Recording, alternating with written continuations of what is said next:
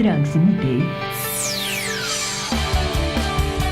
TIRCR Radio Costa Rica, su emisora amiga. Gracias por estar con nosotros.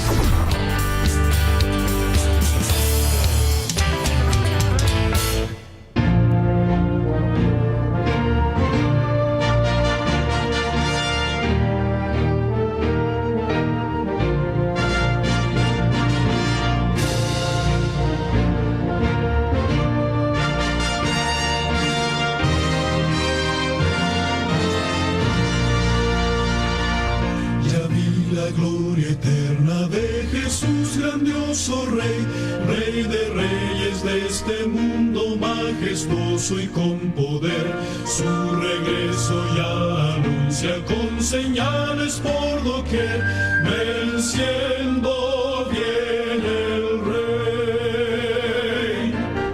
Buenos días, mi querido hermano y mi querida hermana. Estamos contentos de estar acá otra vez en esta emisora Radio Costa Rica, su emisora 930 AM. Es una bendición para nosotros, el remanente adventista, poder acompañarlos y también poder estar con ustedes para poder compartir palabra de Dios para cada uno de los oyentes. Estamos estudiando el tema, este es el cuarto tema hoy de la serie que se llama Las Bestias de Daniel capítulo 7. El cuarto tema de la serie Las Bestias de Daniel capítulo 7, pero también es el segundo tema del cuerno pequeño que está dentro de el tema de las bestias de Daniel capítulo 7. La semana pasada vimos el primer tema sobre quién es el cuerno pequeño.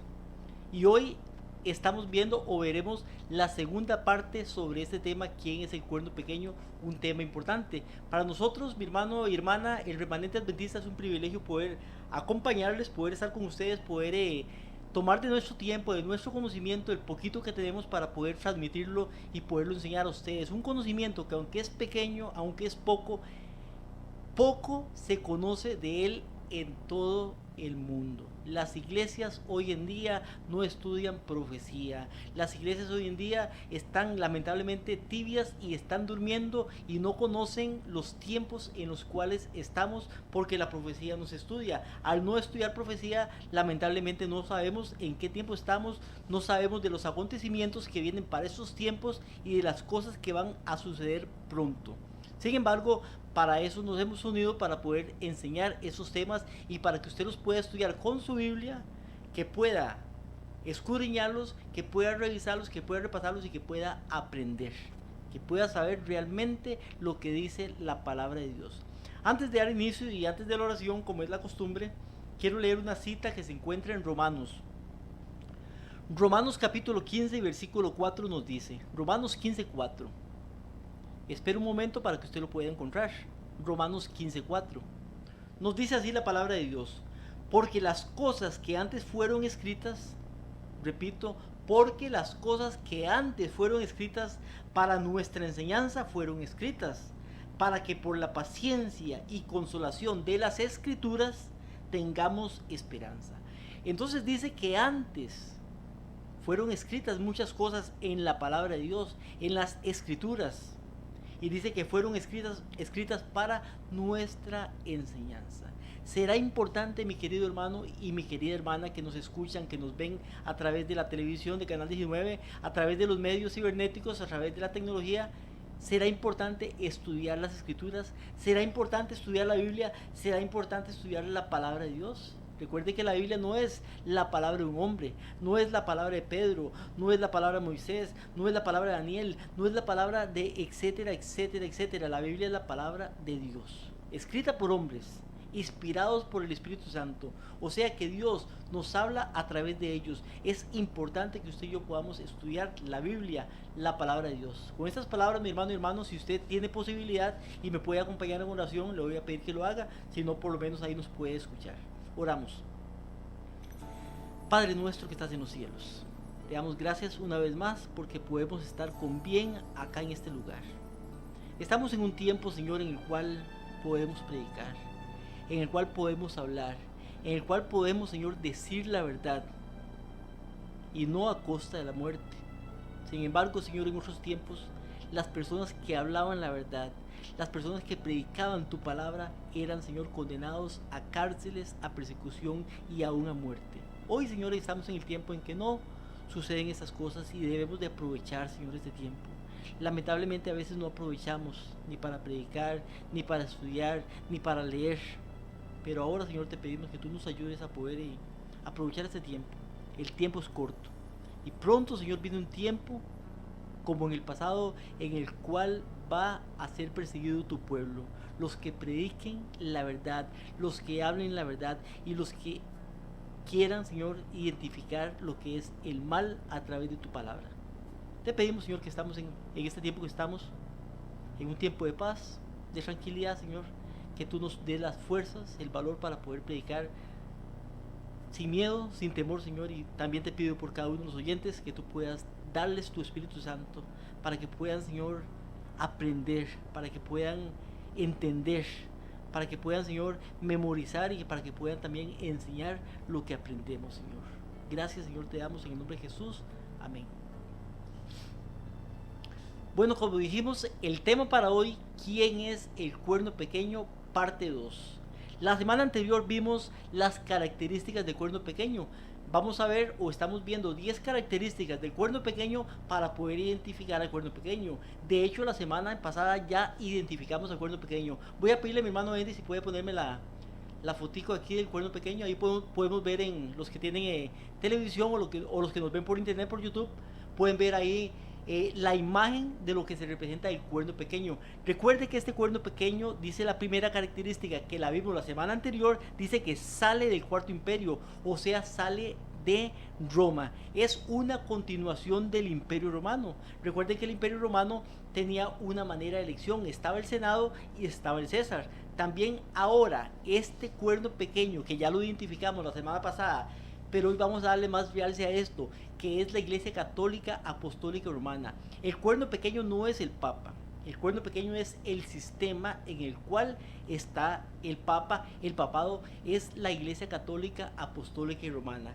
¿Por qué? Porque si un Papa llegara a morir, llegara a renunciar, como lo hizo Benedicto, otro va a quedar en su lugar. Por tanto, el cuerno pequeño no es una persona.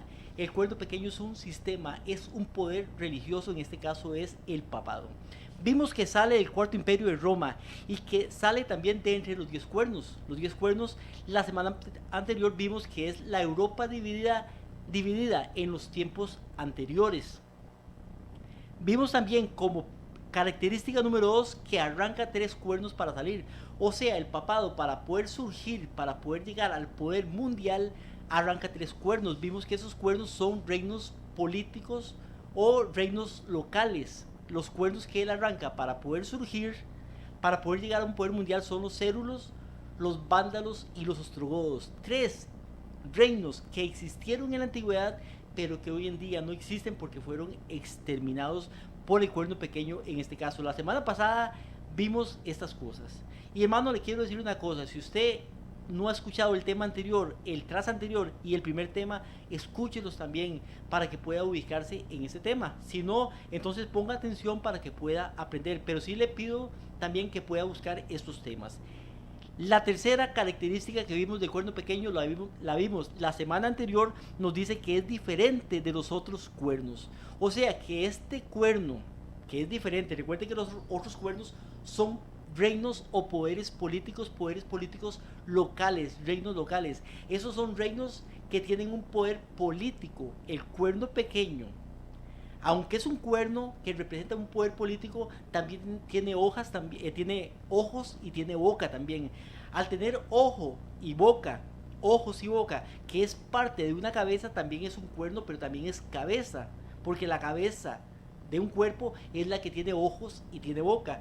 Y lo que representa una cabeza es un poder religioso. Por tanto, este cuerno, que también es cabeza porque tiene ojos y tiene boca, es un cuerno cabeza, es un poder político, pero también es un poder religioso. O sea, la unión de lo político con la religión es lo que lo hace gobernar sobre todo el mundo. Pero dice que es diferente de los demás cuernos. O sea, que no emplea la fuerza para poder conquistar a sus súbditos, sino que emplea la inteligencia o la fe de los súbditos para poder hacer que la gente vaya tras él. Eso lo vimos la semana anterior. La cuarta característica que vimos la semana anterior nos dice que tiene ojos como de hombre, o sea que denota inteligencia. Trabaja de una manera inteligente y no por fuerza. Pero hoy, mi querido hermano y mi querida hermana, vamos a ver otra de las características, la quinta característica. Esta quinta característica es muy importante, pero muy importante, y espero que usted le pueda poner atención y que pueda tratar de ver por esta característica quién es realmente el cuerno pequeño.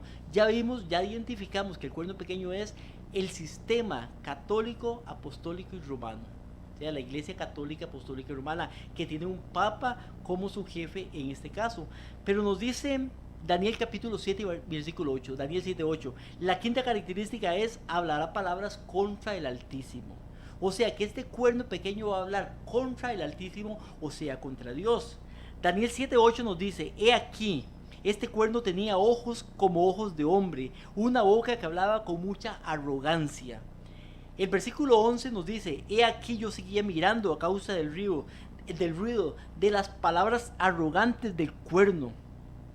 Daniel capítulo 7 versículo 20 nos dice la verdad acerca de los 10 cuernos que había en su cabeza, del otro cuerno que había surgido, delante del cual cayeron 3 de ellos, es decir, el cuerno que tenía ojos y una boca que hablaba con mucha arrogancia, cuya apariencia era mayor que la de sus compañeros. Nos dicen estos 3 versículos que acabamos de leer que el cuerno pequeño, tiene una boca que habla con mucha arrogancia. ¿Qué es hablar con mucha arrogancia? Si leemos Daniel capítulo 7, versículo 25, versículos o más bien citas paralelas, nos dice Daniel 7:25 hablando del mismo sistema, hablando de lo mismo que están hablando estos versículos anteriores. Dice, hablará palabras contra el Altísimo y a los santos del Altísimo afligirá, pero nos dice hablará palabras contra el Altísimo. O sea que nos dice que este cuerno iba a hablar contra el Altísimo. ¿Qué es hablar con arrogancia? ¿Qué es hablar palabras contra el Altísimo? Leemos del mismo sistema en Apocalipsis capítulo 13 versículo 5. Apocalipsis 13:5 nos dice, hablando del cuerno pequeño también, dice, se le dio una boca que hablaba palabras arrogantes y blasfemias. Dice, se le dio una boca, ¿a quién? Al cuerno pequeño. ¿Qué boca se le dio? Dice una boca que hablaba palabras arrogantes y blasfemias. Y abrió su boca en blasfemias contra Dios para blasfemar su nombre. O sea que este cuerno pequeño tiene una característica, la quinta característica que estamos viendo hoy, dice que habla blasfemias contra Dios. Dice, abrió su boca en blasfemias contra Dios, palabras arrogantes. Palabras contra el Altísimo es igual a blasfemias contra Dios. Ahora, si este cuerno habla blasfemias contra Dios, para poderlo identificar necesitamos saber qué es blasfemia. Ahora, para usted saber qué es blasfemia, no tiene necesidad de buscar en un diccionario. O sea, lo que usted tiene que buscar para saber qué es blasfemia es la Biblia, la palabra de Dios. Y vamos a leer en la Biblia qué es blasfemia, para ver quién es el cuerno que habla blasfemias contra Dios. Dice, en la Biblia hay 2 cosas, por lo menos para este caso, que se le llama blasfemia. Una, les digo qué es y después buscamos qué es. La primera cosa que vemos en la Biblia que se define como blasfemia es creerse Dios o hacerse Dios o como Dios. Creerse Dios, hacerse Dios o hacerse como Dios. Lo leemos en Juan capítulo 10 y versículo 30. Juan 10, 30 al 33. Juan 10, 30 al 33 nos relata una historia de Jesucristo. Y nos dice que Jesucristo dice, están los escribas, fariseos, los judíos en ese tiempo, y dice Jesucristo, yo y mi Padre somos uno. ¿Qué dijo Jesucristo? Dice, yo y mi Padre somos uno. Los judíos, al oír esto, dice, los judíos volvieron a tomar piedras para apedrearle.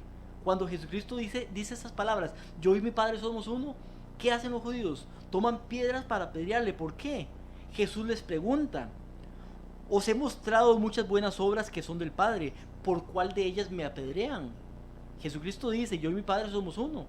Los judíos toman piedras para apedrearle. Jesucristo le pregunta, de todas las obras, ¿por cuál me apedrean? Entonces le responden los judíos y le dicen, los judíos le contestaron, versículo 33, no te apedreamos por ninguna buena obra, sino por la blasfemia.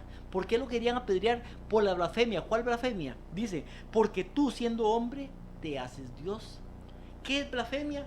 Dice, tú siendo hombre te haces Dios. O sea que los judíos sabían que había algo que era blasfemia. Y eso que era blasfemia era hacerse Dios sin ser Dios.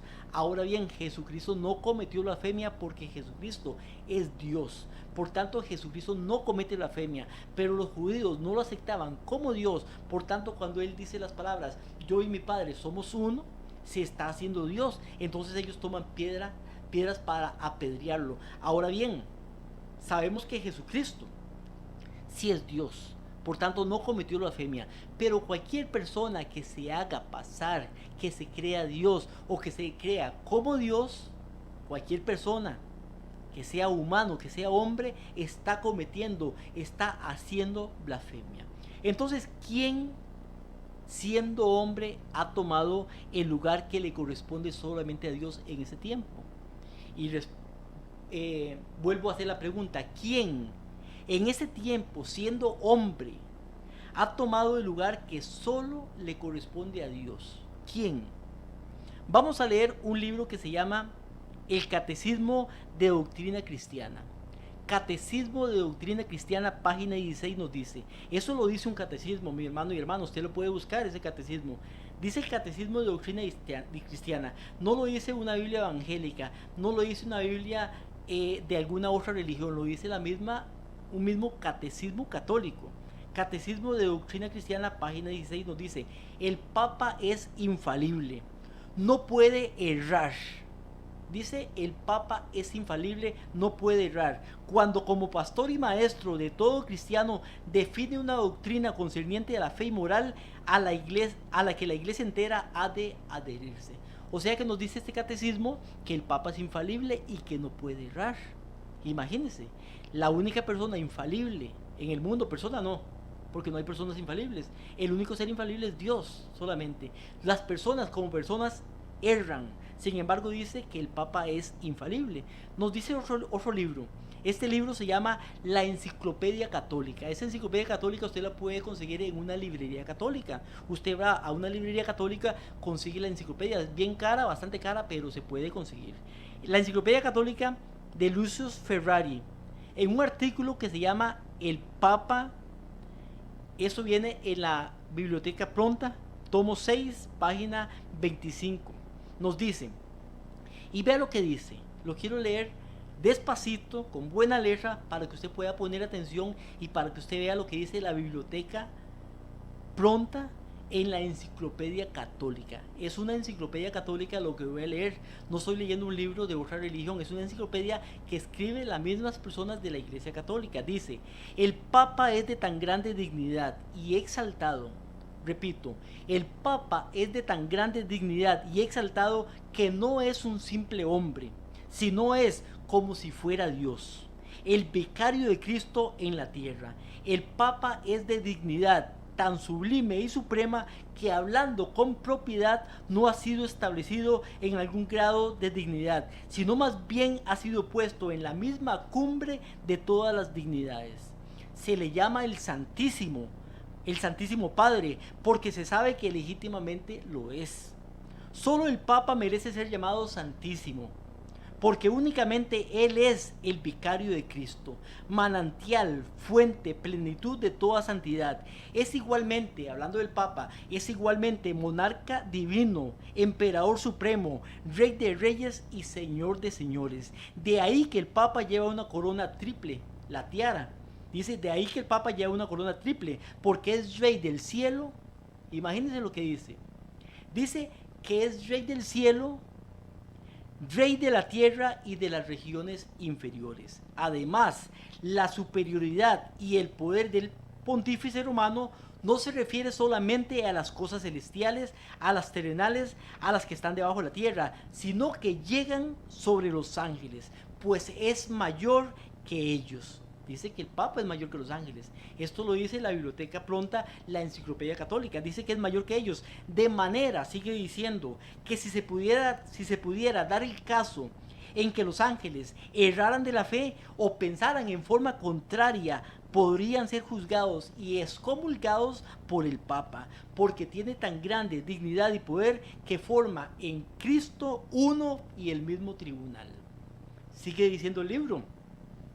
El Papa es como si fuera Dios en la tierra, solo soberano de los fieles, principal rey de reyes que tiene la plenitud del poder, a quien Dios omnipresente, más bien a quien Dios omnipotente ha confiado, no solo la dirección de lo terreno, sino también del reino celestial. El Papa es de tan grande autoridad y poder, tan grande que puede modificar. Vea lo que puede hacer el Papa según esta enciclopedia. Dice, puede modificar, explicar o interpretar hasta las mismas leyes divinas. El Papa puede alterar la ley divina, ya que su poder no procede del hombre, sino que procede de Dios. Actúa como vicegerente de Dios sobre la tierra, con amplitud de poder para atar, desatar lo concerniente a los miembros de su grey. Eso nos dice la Biblioteca Pronta, la enciclopedia católica del Papa. Se estará haciendo este personaje como si fuera Dios, estará cometiendo blasfemia este personaje, pues a Jesucristo lo quisieron apedrear porque decía blasfemias, decía ser Dios. Sin embargo, Jesucristo sí era Dios, pero este hombre que está sobre este poder eclesiástico que se llama la Iglesia Católica Apostólica Romana es un hombre, él no es Dios, sin embargo se hace como Dios, y eso lo dice una enciclopedia católica, que él toma el lugar de Dios, puede modificar leyes divinas aún, y puede aún excomulgar a los mismos ángeles del cielo, porque es uno y es igual con Dios, según lo que dice esta enciclopedia. ¿Qué es un papa? En el diccionario católico, la página 226, buscamos el artículo el papa o papa, la palabra papa. Con la palabra papa se define así en el diccionario católico. Dice, papa, término en latín que significa padre. Se le otorga o se le da como título al obispo de Roma, quien es el sucesor de Pedro. Como tal, el vicario de Cristo. Es la cabeza invisible de la iglesia, solo soberano de los fieles. Como sucesor de San Pedro, el Papa es jefe y maestro de todos los fieles. Por tanto, ejerce un poder universal y supremo. Está por encima de todas las naciones y gobiernos de la tierra, porque es pontífice supremo. Esto lo dice el diccionario católico. Dice, cuando define solamente verdades de fe y moral conforme a la suprema autoridad para que sea acatada por la Iglesia Universal, sus enseñanzas son infalibles. Lo vuelve a decir. O sea, el Papa es infalible, el Papa no se equivoca, es lo que dice acá. El Papa es juez, supremo, legislador, todopoderoso, que promulga las leyes para toda la iglesia.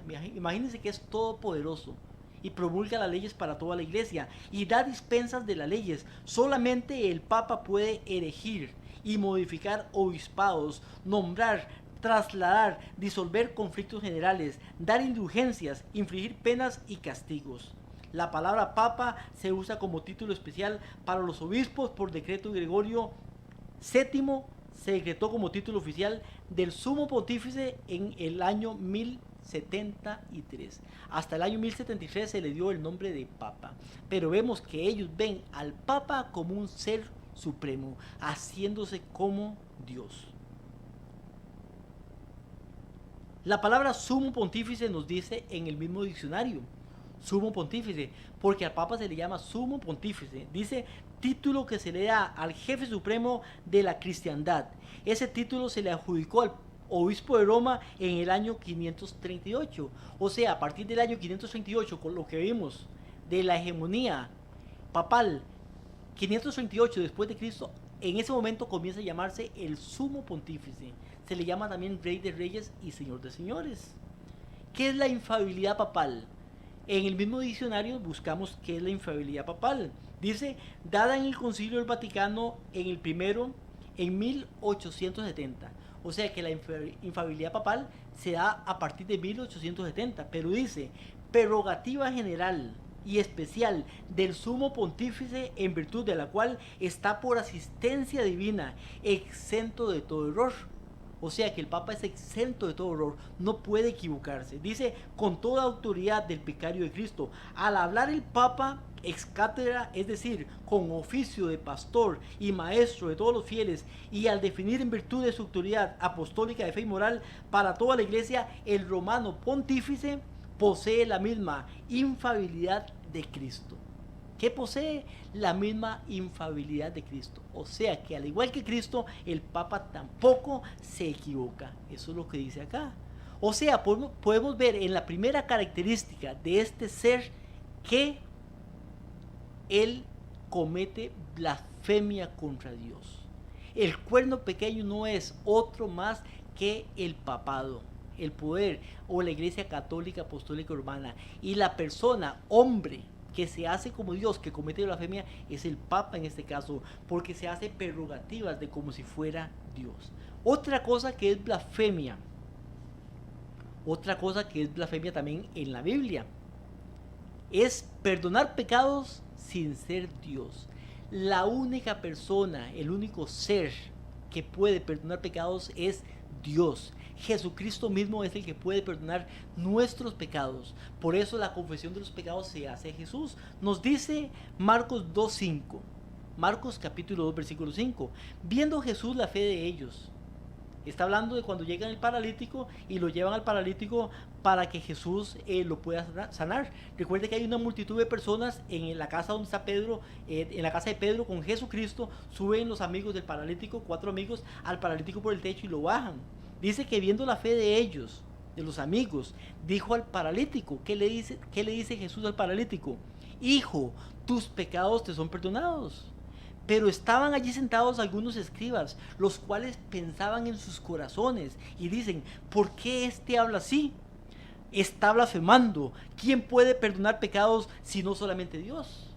Ahora Jesucristo es Dios y como Dios Él podía perdonar pecados. Podemos ver el resto de la historia, pero eso no nos interesa ahorita. El asunto es que dicen los escribas que está cometiendo blasfemia porque está perdonando pecados sin ser Dios, porque ellos no creían que Jesucristo era Dios. Pero vemos por lo menos que aunque Jesucristo era Dios, vemos que ellos le llaman blasfemia a perdonar pecados sin ser Dios. ¿Qué poder perdona hoy en día pecados sin ser Dios?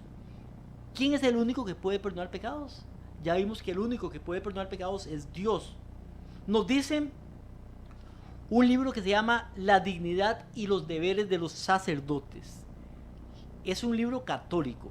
Este libro católico se llama La dignidad y los deberes de los sacerdotes. Es escrito por Alfonso Di Ligorio, página 34. Dice, el sacerdote ocupa el lugar del Salvador, mismo cuando al decir las palabras, y leo más o menos del hebreo en latín, ego te absolvo a peccatis tu in nomine Patri in Filii en Spirit Sancti. Cuando dice el sacerdote esas palabras, dice que está invocando, está ocupando el mismo lugar del Salvador. Dice que te absolvo de todos tus pecados en el nombre del Padre, del Hijo y del Espíritu Santo. Eso es en español. Cuando el Padre, el sacerdote, dice en la iglesia a la persona que se confiesa, te absolvo de tus pecados en el nombre del Padre, del Hijo y del Espíritu Santo, en latín lo dice, pero lo dice, entonces está ocupando el lugar de Jesucristo y los pecados de esta persona están siendo perdonados. Está perdonando pecados sin ser Dios y solamente Dios puede perdonar pecados. Nos dice en el mismo libro, la página 27, escrito por Inocencio, nos dice, en verdad no es exagerado decir en vista del carácter sublime de su cargo que los sacerdotes son dioses en la tierra. ¿Qué dice? Dice que los sacerdotes son dioses en la tierra. Nuestra admiración, y recalco de nuevo que esto lo dice un libro católico, dice, nuestra admiración debe ser mucho mayor cuando encontramos que en obediencia a las palabras del sacerdote, hoc est eminum corpus meum, hic est enim calix sanguis meum, o sea, el cuerpo y la sangre, Dios mismo desciende al altar. O sea, cuando Él dice, este es mi cuerpo, hoc est enim corpus meum, este es mi cuerpo, y hic est enim calix sanguinus meu, esta es mi sangre. Dice, cuando el sacerdote pronuncia estas palabras, dice, Dios mismo desciende al altar. Imagínese usted.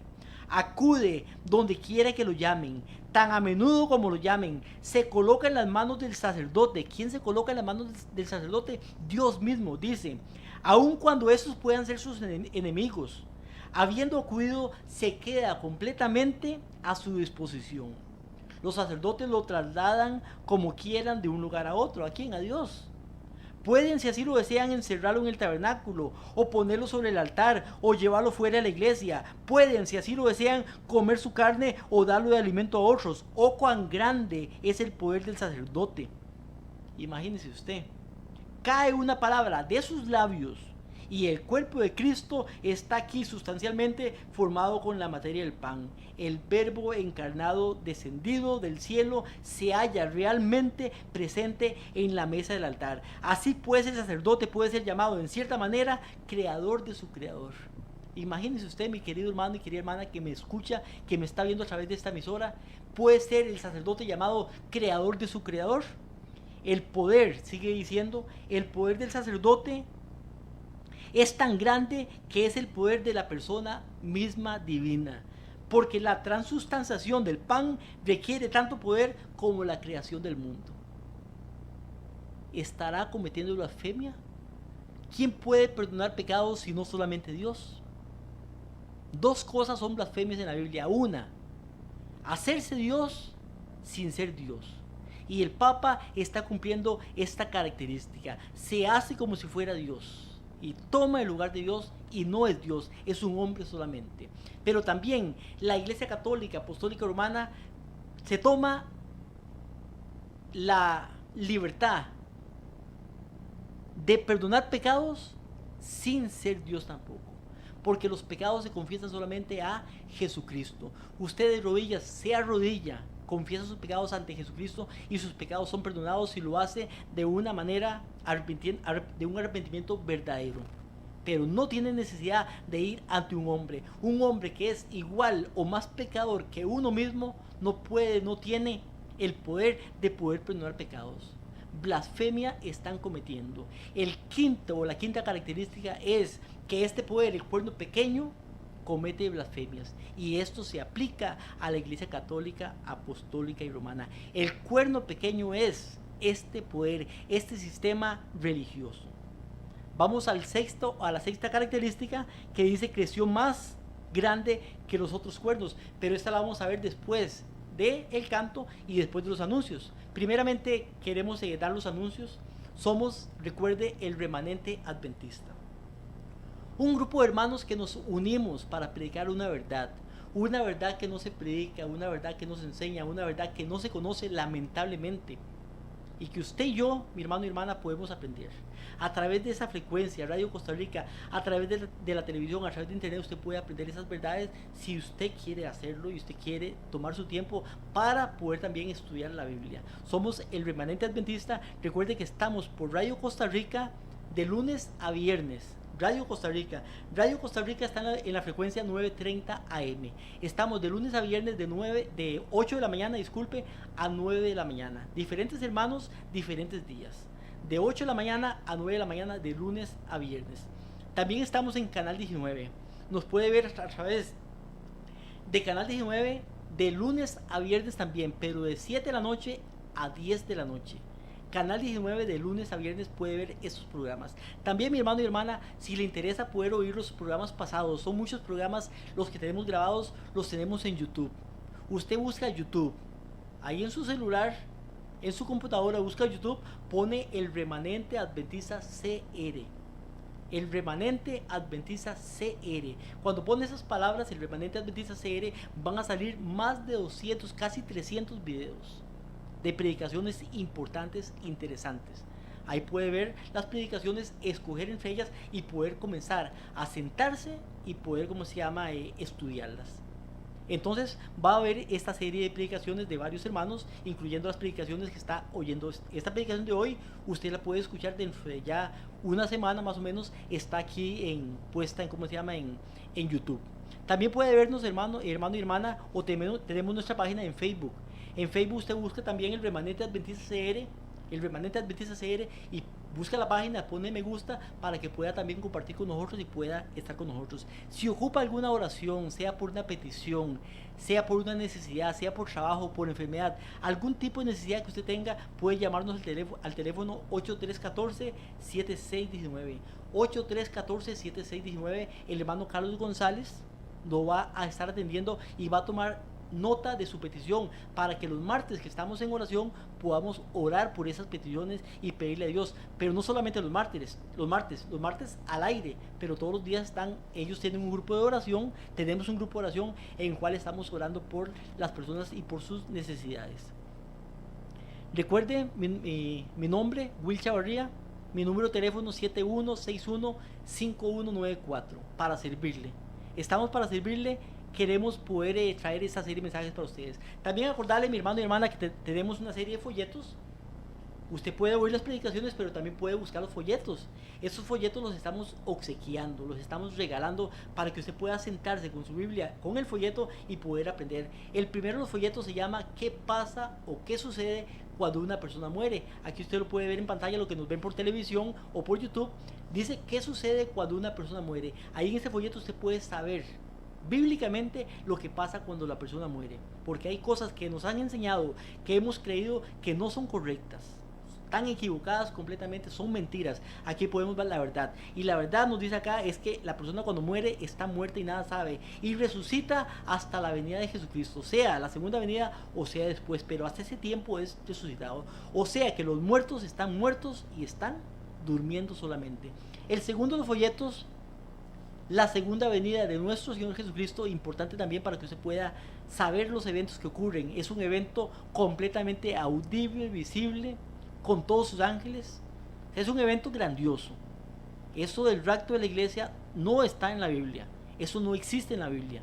El rapto secreto habla de un rapto secreto que nadie se da cuenta.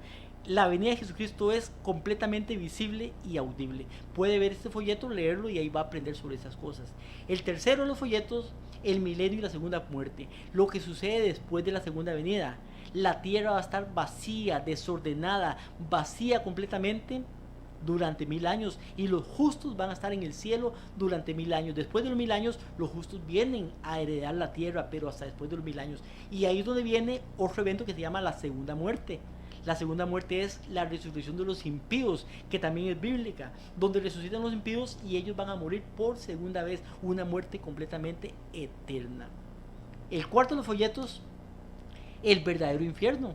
Importante este folleto también, que usted pueda aprender sobre la verdad sobre el infierno, no el infierno que nos han vendido la Iglesia Católica, Apostólica y Romana, y que las iglesias evangélicas lamentablemente todas han heredado, sino lo que es realmente el infierno según la Biblia, la palabra de Dios. El quinto de los folletos, la ley de Dios.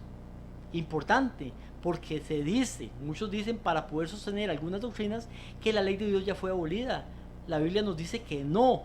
Jesucristo mismo dice, Mateo capítulo 5, versículo 17, yo no he venido a abrogar, a abolir la ley ni los profetas, sino a cumplirla. Ni Jesucristo. Dice Jesucristo en Juan 14, 15, si me amáis, guardad mis mandamientos. Dice en Santiago capítulo 2, versículo 10, si alguno dice guardar toda la ley, pero ofende en un punto, se hace culpable de todos. O sea, la ley está todavía vigente. La ley es la ley del amor, es la ley por la cual se rige el hombre. No porque seamos salvos por guardar la ley, porque somos salvos por fe. Pero la ley es la obediencia a Dios, es la fe y las obras. El sexto de los folletos, el sábado en la Biblia. Y es importante porque el sábado no ha sido abolido. El sábado sigue siendo aún y será el día del Señor. Aún en el cielo nuevo y la tierra nueva, el sábado se sigue guardando. Eso lo dice Isaías 66. El sábado se sigue guardando. El sábado lo guardó el mismo Adán y Eva antes del pecado. Pero alguien, un poder que estamos viendo ahora, cambió esto. Y ahora hay un día que se está guardando, que es el domingo. El domingo no es el día del Señor. El día del Señor es el sábado. El séptimo de los folletos, el juicio investigador, importante porque está sucediendo algo en el cielo. Es un juicio. Nuestros nombres están siendo revisados arriba en el cielo y debemos de prepararnos. También, mi hermano y hermana, hemos preparado el octavo de los folletos. El octavo de los folletos, que lo podemos ver acá. Hoy lo anunciamos por primera vez, creo, por lo menos. el sueño del rey Nabucodonosor. Es importante porque este tema ya lo vimos, pero es importante que usted lo tenga para que pueda ver a través de esta profecía de Daniel capítulo 2 la historia de la humanidad hasta nuestro tiempo. Entonces es importante, mi hermano y hermana, que usted pueda marcar el número de teléfono 8314-7619 y pedirnos estos folletos para que se los podamos dar de alguna manera y usted pueda leerlos y pueda aprender. Después del canto, seguimos con el tema.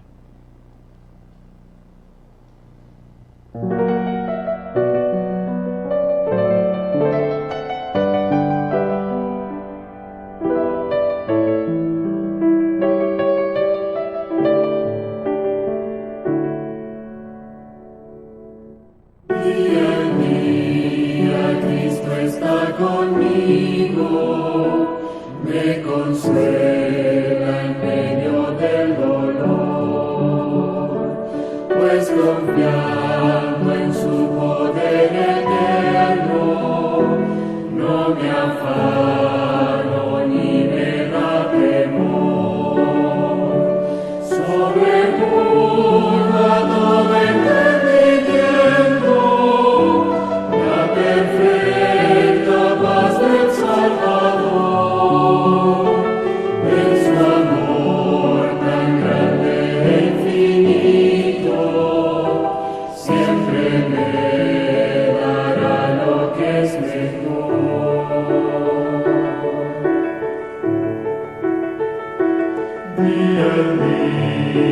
Cristo me acompaña y me brinda dulce comunión. Todos mis cuidados Él los lleva, a Él le entrego mi alma y corazón.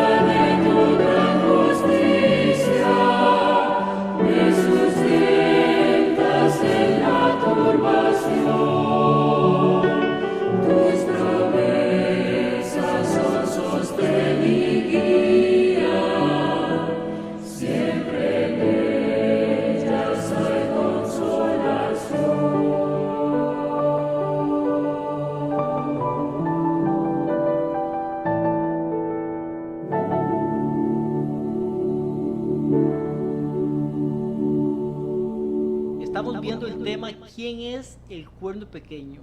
Y hemos visto por lo menos con las primeras 5 características que el cuerno pequeño no es una persona, es un poder religioso. En este caso tiene ojos y tiene boca también.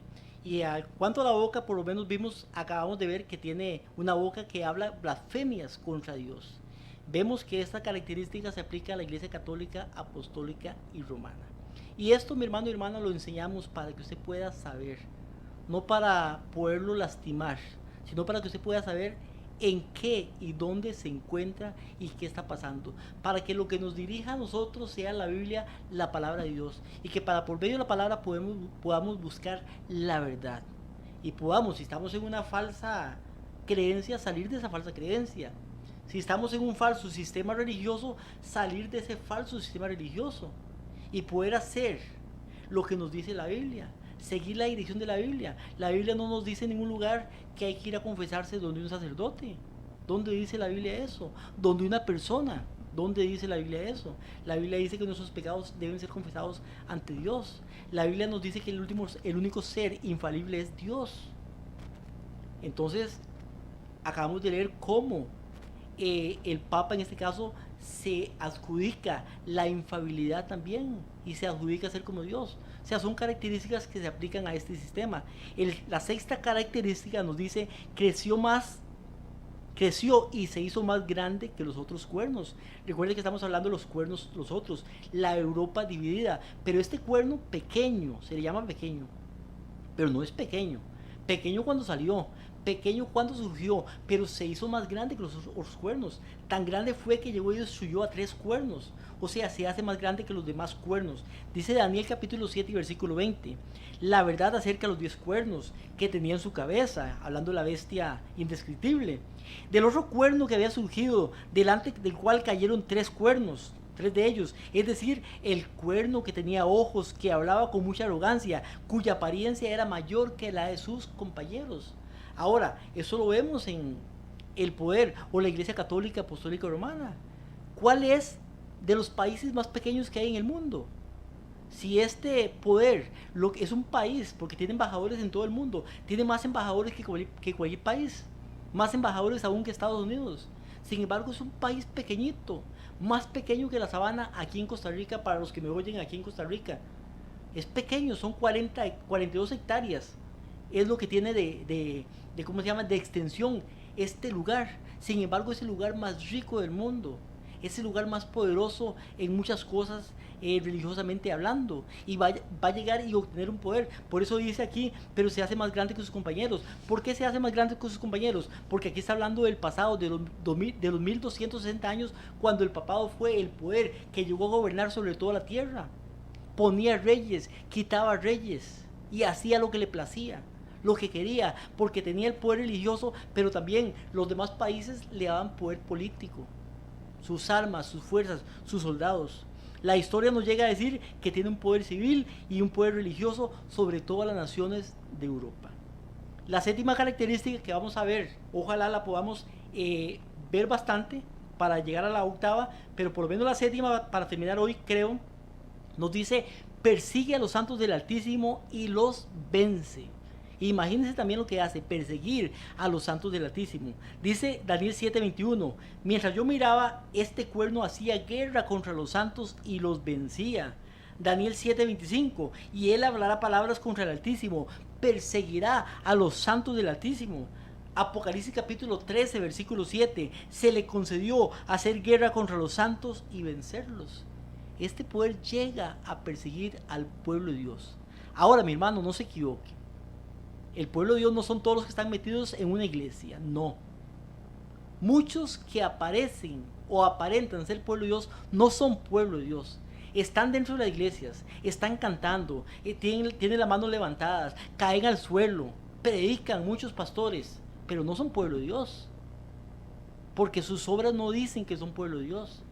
No nos guiemos por la apariencia, pero los verdaderos hijos de Dios, y repito, los verdaderos hijos de Dios, los verdaderos creyentes de Dios, los que han muerto al yo, al mundo.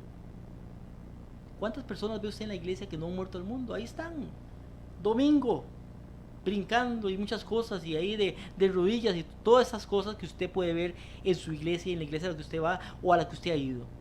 Pero realmente otros días no son lo mismo. Son personas que no leen la Biblia, son personas que no estudian, son personas que no oran, son personas que no ayunan, son personas que no ayudan al prójimo, son personas que no han cambiado su vida anterior, son personas con un carácter que no es el carácter de Cristo. Son personas con pensamientos negativos y malos. Son personas que su boca dice lo contrario a lo que dice la Biblia. Son personas que pierden el tiempo viendo partidos, fútbol, televisión y muchas cosas. Entonces los verdaderos hijos de Dios van a ser perseguidos, fueron perseguidos. Y digo, fueron perseguidos por este poder durante 1260 años. Nos dice un libro que se llama El conflicto de los siglos, página 66. Dice, la historia del pueblo de Dios, y cuando digo el pueblo de Dios estoy hablando del pueblo de Dios. No los montones y millones que van detrás de una procesión un día al año. No los miles y centenares de personas que llenan las iglesias de domingo a domingo. No estoy hablando del verdadero pueblo de Dios. Dice, la historia del pueblo de Dios durante siglos de oscuridad que siguieron a la supremacía de Roma está escrita en el cielo. La historia del pueblo de Dios está escrita en el cielo, aunque ocupa escaso lugar en las crónicas de la humanidad. Si todo lo que sucedió al pueblo de Dios fuera escrito, estuviera escrito, ¿qué cosas habríamos? Pero por lo menos algunas cosas han quedado escritas. Algunas cosas han quedado escritas.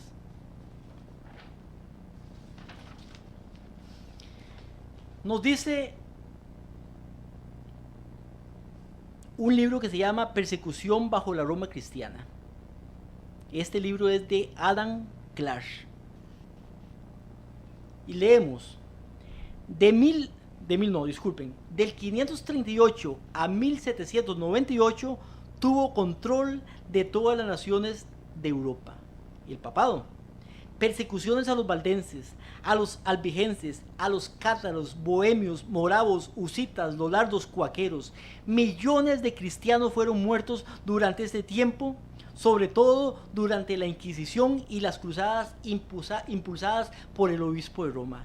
En el año 528 entra en vigor el decreto de Justiniano que hace al obispo de Roma cabeza de todo el mundo cristiano y le da autoridad para perseguir y matar a todos los disidentes, los que ellos llamaban disidentes. Disidentes era cualquiera que pensara diferente a lo que pensaba la Iglesia Católica Apostólica Romana. Inclusive leer la Biblia era pecado. Si usted leía la Biblia, era condenado, era perseguido, era encerrado y hasta muerto en la hoguera con solo leer la Biblia. Eso era blasfemia, eso era pecado, eso era herejía, condenada con la muerte.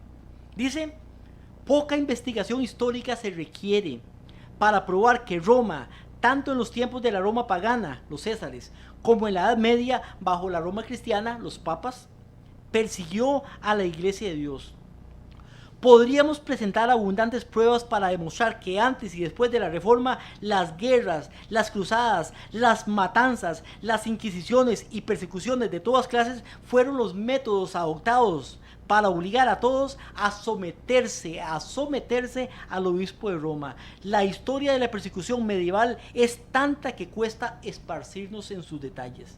Esto lo dice este libro, Persecución bajo la Roma cristiana, de Adam Clarke. Es un historiador. No es un historiador cristiano, es un historiador. Dice, sin embargo, para que se comprenda debidamente lo que significa este periodo de la iglesia perseguida, mediante la cual se le dio a la cabeza del dragón el poder de matar, de perseguir, de destruir y vencer a los santos del Altísimo, debemos de recordar algunos de los hechos cumbres que sobresalieron en esos tiempos.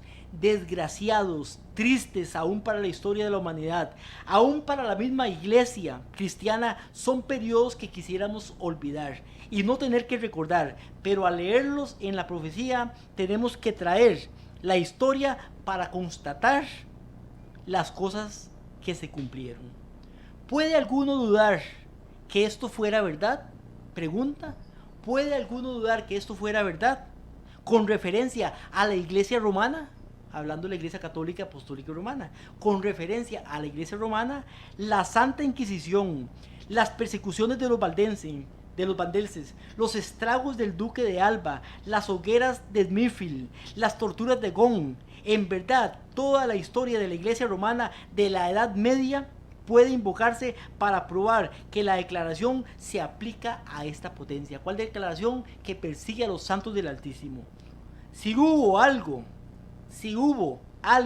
que procuró perseguir y destruir a los santos del Altísimo, que los habría raído de la tierra, de la faz de la tierra, para que la religión cristiana se hubiera extinguido por completo, fue la persecución en los tiempos negros de la Edad Negra. El obispo de Roma y su dominio papal dominó el mundo entero.